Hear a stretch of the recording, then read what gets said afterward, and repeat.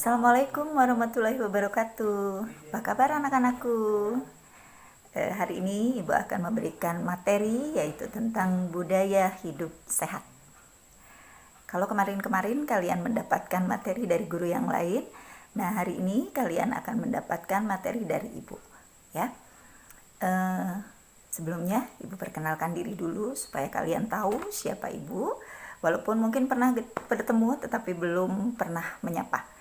Ya, kita sama lewat virtual, kita sama-sama memperkenalkan diri. Nama Ibu Lismawati, kalian boleh panggil Ibu Lisma. Ibu pengajar mata pelajaran matematika. Mungkin nanti kalian akan bertemu Ibu di kelas-kelas selanjutnya. Tetapi hari ini Ibu tidak akan mengajar matematika, takut pusing.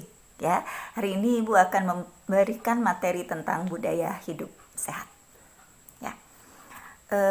Kalian tahu apa itu budaya hidup sehat? Atau sebelumnya begini, kalian pernah sakit? Nah, tentu di antara kalian pernah merasakan sakit seperti apa ya? Enak tidak? Tidak kan? Ya, sakit itu begitu menyiksa. Kenapa?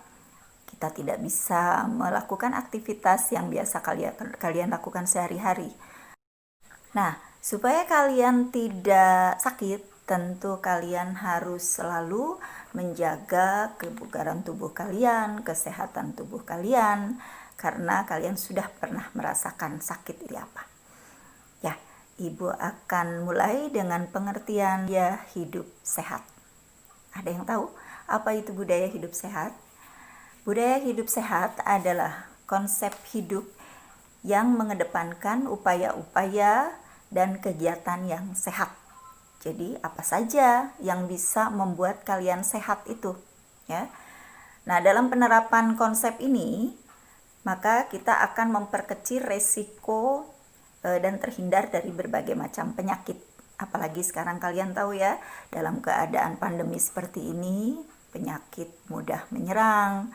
Kalau kalian tidak fit, tidak kuat, tentu kalian akan mudah terserang oleh virus-virus yang banyak berkeliaran di sini, ya.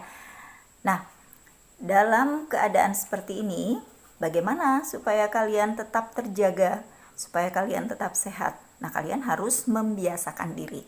Kebiasaan apa yang harus kalian lakukan? Nah, ini ya yang akan Ibu paparkan kali ini. Kebiasaan hidup sehat ini akan mempengaruhi kesehatan. Nah, kebiasaan hidup seperti apa supaya kalian tetap dalam keadaan sehat, ya? Tentu kalian sering mendengar, tetapi untuk mengingatkan kembali, Ibu akan mencoba memberikan paparan apa saja kebiasaan yang bisa kalian lakukan, ya. Yang pertama tentu hidup sehat, ya, hidup sehat. Yang kedua itu adalah hidup bersih. Jadi kalau lingkungan kalian bersih, tentu kesehatan juga akan terjaga. Kemudian perbanyak minum air putih, ya. Dan air ini tentunya harus air yang bersih ya, dimasak dulu. Kemudian makan makanan yang cukup bergizi. Nah, gizi ini harus seimbang. Ada karbohidratnya, ada proteinnya, ada vitamin, dan satu lagi yaitu mineral yang harus kalian dapatkan dari makanan-makanan yang kalian konsumsi sehari-hari. Kemudian seimbang antara aktivitas dan istirahat, karena aktivitas kalian itu banyak, ya, dan istirahatnya juga harus cukup. Kira-kira berapa jam sehari beristirahat? Kalian harus 7-8 jam, itu cukup untuk kalian memulihkan lagi tenaga kalian. Itu semua adalah pemaparan Ibu secara umum, yaitu tentang budaya hidup sehat. Nah, sekarang kebiasaan apa yang harus kalian lakukan di sekolah atau dalam lingkungan keseharian kalian? Nah, Ibu tidak akan banyak berbicara, tapi kalian cukup melihat tayangan video berikut ini.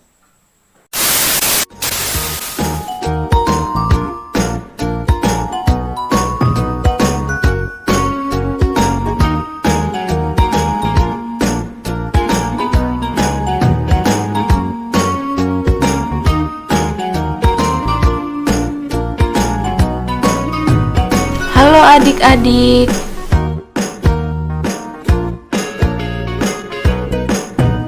Apakah kamu termasuk murid yang melakukan PHBS?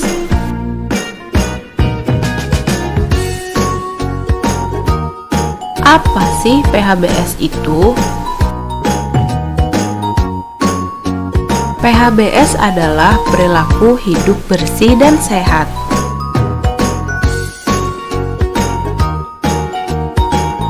Kenapa kita harus melakukan PHBS?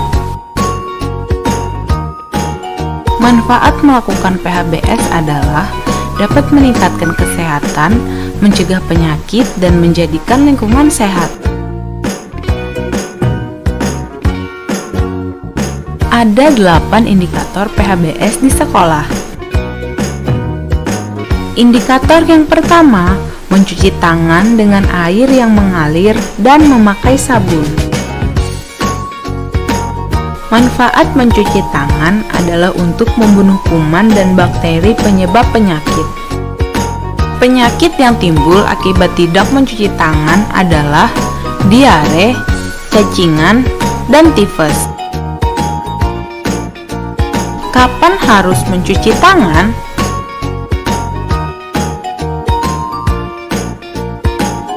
Dilakukan sebelum dan sesudah makan, setelah bermain, memegang uang, memegang binatang, setelah kencing dan buang air besar. Indikator yang kedua, mengkonsumsi jajan sehat di kantin sekolah. Manfaat jajan sehat adalah untuk meningkatkan kesehatan dan kecerdasan. Bahaya jika jajan sembarangan adalah sakit perut, diare, dan sakit berbahaya seperti kanker. Ingat, beli makanan di tempat yang bersih, jauh dari tempat sampah, dan warna makanan tidak mencolok. Indikator yang ketiga, menggunakan jamban yang bersih dan sehat. Kenapa buang air kecil dan buang air besar harus di jamban?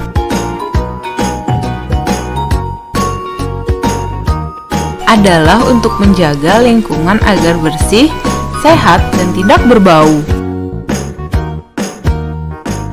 Indikator yang keempat, olahraga yang teratur dan terukur. Tujuan olahraga adalah agar tubuh bugar, membantu pertumbuhan dan perkembangan, tidak mudah sakit, dan membuat semangat untuk belajar. Lakukan olahraga sesuai arahan ya, hindari cedera. Indikator yang kelima, memberantas jentik nyamuk.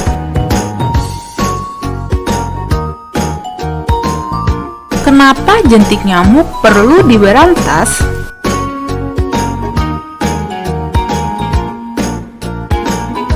Gigitan nyamuk menyebabkan penyakit DBD atau demam berdarah dengue, malaria, dan kaki gajah. Cara memberantas jentik nyamuk. Jentik nyamuk diberantas dengan melakukan 3M+, menguras tempat penampungan air, menutup tempat penampungan air, mengubur barang bekas, plus menghindari gigitan nyamuk. Indikator yang keenam, tidak merokok di sekolah.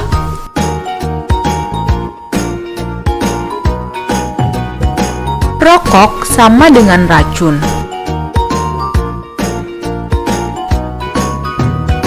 Merokok sangat berbahaya dan dapat menyebabkan kematian.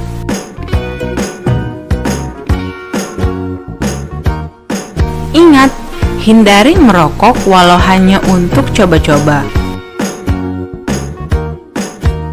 Indikator yang ketujuh, menimbang berat badan dan mengukur tinggi badan setiap bulan.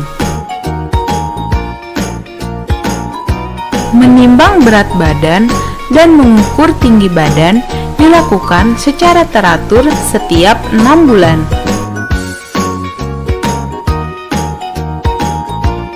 Manfaatnya adalah untuk mengetahui pertumbuhan dan perkembangan serta status gizi. Hasil berat badan dan tinggi badan akan dicatat di Kartu Menuju Sehat atau KMS. Indikator yang ke-8 membuang sampah pada tempatnya. Sampah merupakan sarang kuman dan bakteri. Jenis-jenis sampah yaitu sampah organik, sampah anorganik, dan sampah B3. Sampah anorganik atau sampah kering adalah sampah yang tidak mudah membusuk seperti botol, plastik, kaca, dan kertas.